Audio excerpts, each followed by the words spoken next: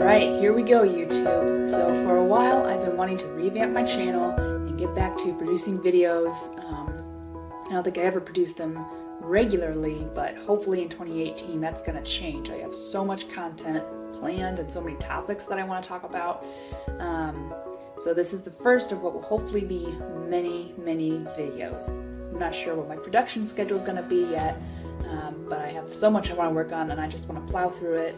Even if I don't feel all that confident about the videos, I just want to get them out there and see what happens. So today, I thought I would test one format where I do a time-lapse video of something that I'm illustrating, but then I talk about something else. So you can either watch the video and you can watch the coloring process, or you could just listen if you want to grab a cup of coffee or get your own sketchbook and your own drawing materials. So what I'll be illustrating today is this last bottom panel of a comic page. So this is an experimental page. I've never colored a comic page with ink before. Obviously I ink in black and white all the time, but this time I got out my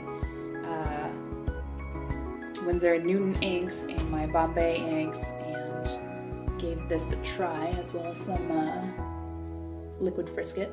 I use that.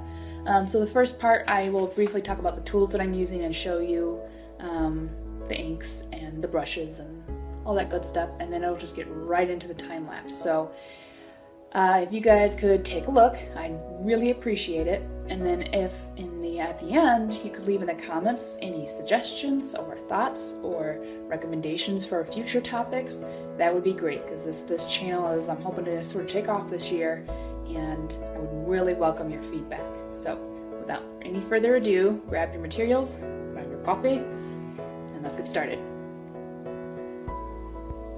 Okay, so first I'm going to talk about the materials I'm using before I get into the actual topic today.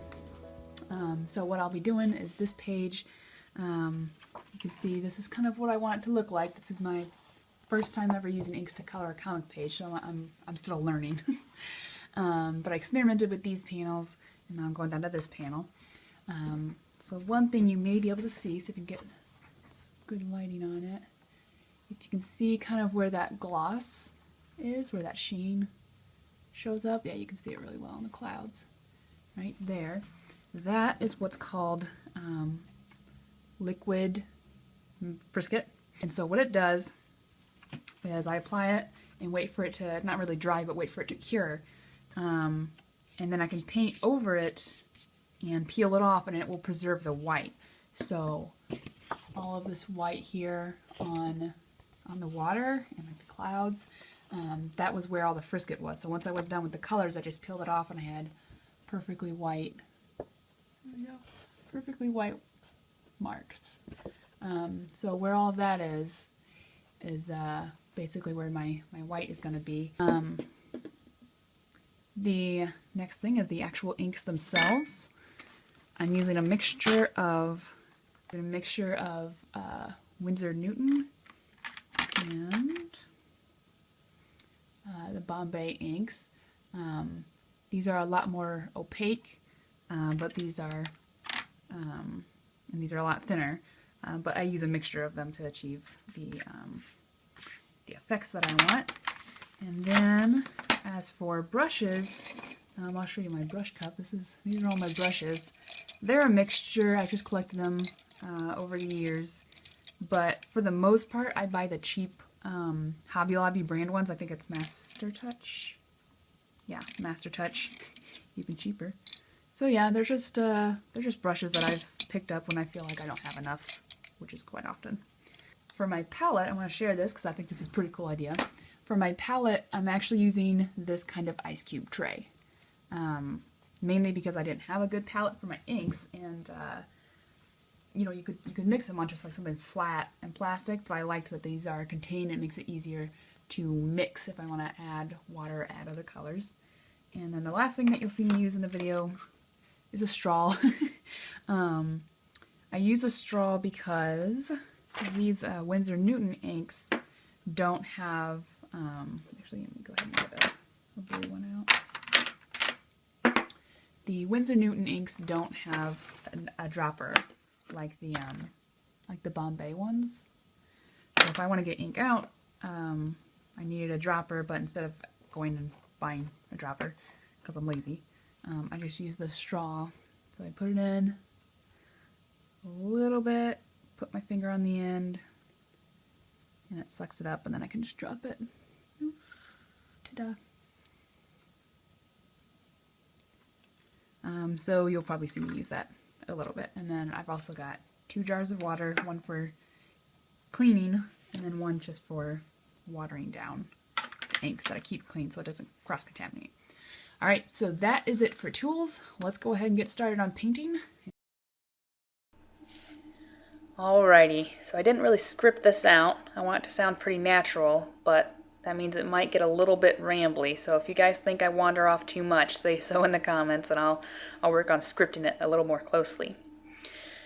I was a little nervous about filming this page because I shouldn't say I've never colored a comic page before. I used to color them with markers and stuff, like, you know, Prismacolors and stuff. But I'm still a little new to inking in color, so this page made me a little nervous. But one of my goals for 2018 is to become unafraid of experimenting.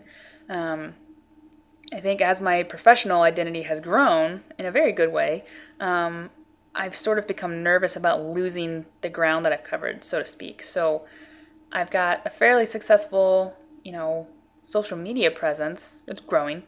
And the idea of experimenting and making something that maybe doesn't look that great kind of scares me, because it's like, what if I lose the I don't know, 500 followers I have, which, you know, it's not that big of a following. It's still not a big deal.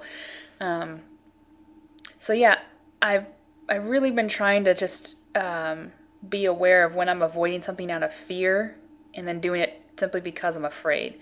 So with this comic page, I don't think I'll start coloring all of the pages that I have drawn, simply because I'm not sure I like this result yet. But the reason I wasn't even going to try it is because I was simply afraid it wouldn't look good. And as soon as I realized that was the only reason I didn't want to try it, I was kind of like, well, we're going to sit down and do it so that you're not scared of trying it in the future. And I learned a lot, so it was a super good experience in that way. But yeah, so my goals for 2018, I know everyone's making their resolutions and their goals that we're all going to stick to for 2 weeks and then drop or whatever. But kind of my mentality for 2018 is, you know, just try it and find out for sure if it's a bad idea, which doesn't work for all things. There are some things you just have to assume it's a bad idea, you know, going 90 miles an hour around a 90-degree turn, not a good idea, no need to try it. But in art, I'm trying to get over my fear of experimenting and branching out and trying new materials. So trying ink, colored ink, I didn't do for a long time because I love black and white ink so much, or black ink, I should say, that I was afraid doing color, like, no, that's not what I'm used to, it won't look good, nobody will like it, so I'm not going to do it. So when I realized that there was that fear, I just got a few colors and just plowed right in.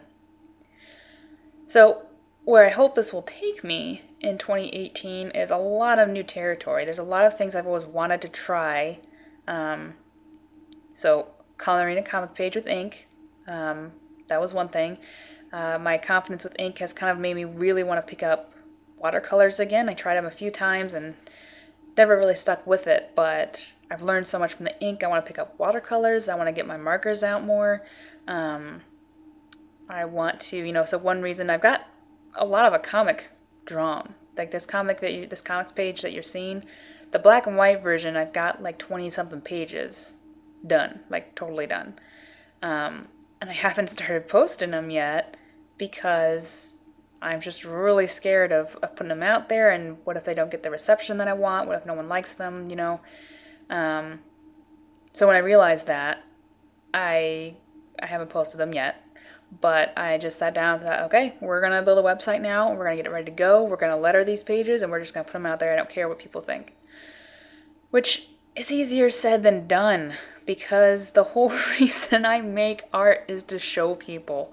Like, I'm not one of those people who I just do it for myself and I hope someone likes it, but that's okay if they don't. That's not my attitude. My whole attitude is I have something I want to share and I want people to get something from it. I want it to serve a purpose. So turning off that part of my brain and just saying, who cares? Let's just make art. The other part of my brain is saying, I care. I want people to like it. I want people to get something out of it. So it's a really hard thing for me to do. I've been trying for so many years too. I thought it would be maybe easy by now, but no. I still feel just like so nervous about showing work to other people. I mean, there's some stuff I'm confident in, like my black and white ink drawings I'm pretty confident in. I like to show them off, to be totally honest. But colored work just scares me so much to show my colored work to people. I still feel so profoundly insecure about my colored work. But as of yet, I have yet to discover any form of art or illustration, I should say, that's actually going to hurt me if it does badly. I don't think I could draw something so bad that people would actually dislike me as an artist. I might draw something that doesn't get much of a reaction, but I don't think I could actually do anything so bad that it actually would hurt me in the long run. So it's just a matter of, turning off the part of your brain that wants approval and letting the part that, wants to learn, wants to branch out, letting that part of your brain kind of take over a little bit. So it's pretty intimidating, but I'm slowly getting that part of my brain under control. If you are an artist who also struggles with this, I do have a few suggestions on things that I found makes it easier to try new things or to branch out or whatever. Or just put yourself out there for the first time if you don't have that much of a presence on social media or a website or whatever. And one thing is to simply say, this is a test. I shouldn't say test. This is an experiment, and we're just going to record the results. Almost approach it scientifically. So when a scientist does an experiment, they're not hoping necessarily to be right. I mean, obviously they want their theories to be right, but they're not going to feel like they're bad scientists if their theory is wrong and they discovered something new. If an unexpected result happens, they don't say, oh no, that's not what I wanted. I guess I'm a bad scientist. I'll give up now. They simply say, well, that was unexpected. Let's do it again. Let's incorporate our new knowledge and move on. I guess some experiments, you should know the outcome, and it's kind of a failure if you don't get it, but I think you get my point. So if you're an artist who really struggles with, trying new things or putting yourself out there, tell yourself it's just an experiment and you just want to see what happens. The next thing to do is, or another thing, not the next thing, but something else you can do is small, private studies. Whether you're trying a new material or you want to write a story or whatever, do a small mock-up version and finish it. That's the key thing. So one thing I did for this comic that I'm working on was I made a little mock-up comic book. Like I folded the 8.5 by 11 paper in half, put a bunch of sheets together and stapled it, so I had this weird rough little book, and I illustrated the whole thing just in pencil. And having that finished comic book, so to speak, in my hands was so incredibly motivating. Like all of a sudden I could see the finish line. I knew what my comic would look like. So those are the two things I guess you could take away from this video is do a mock-up and just call it an experiment. Don't try to, call it your greatest work ever. Don't call it a gallery piece. Just call it an experiment. That's definitely how I started on this comic was, let's just see if I can ink, 20 to 40 pages of a comic. And it turns out I can, actually. And then the other thing is just to, just take the pressure off of it instead of putting the weight of the world on your project. Just call it, something small. I don't know. I have totally lost my train of thought, but that's okay because this page is almost over. I think in future videos I may do a little bit more scripting. I like being able to just let my thoughts kind of come out, but I don't know. I feel like I'm really, really rambling, and that may actually hurt the quality of this video. I don't know. It's already long, more than 10 minutes. But anyway, that's my tips. Those are my tips this week for your new year. Experiment, make some little experiments, take notes, just write down the results. If you guys could leave suggestions in the comments below, I'd really appreciate it. I don't really know what I'm doing. I'm not sure what I want this channel to be, but I would love feedback. So I think that's about it, and this comic page is just about done. If you want, go ahead and subscribe. I'm, fingers crossed, hoping to do a video every week, but we'll see. We'll see how that goes. So thanks for watching, you guys, and I will see you again later.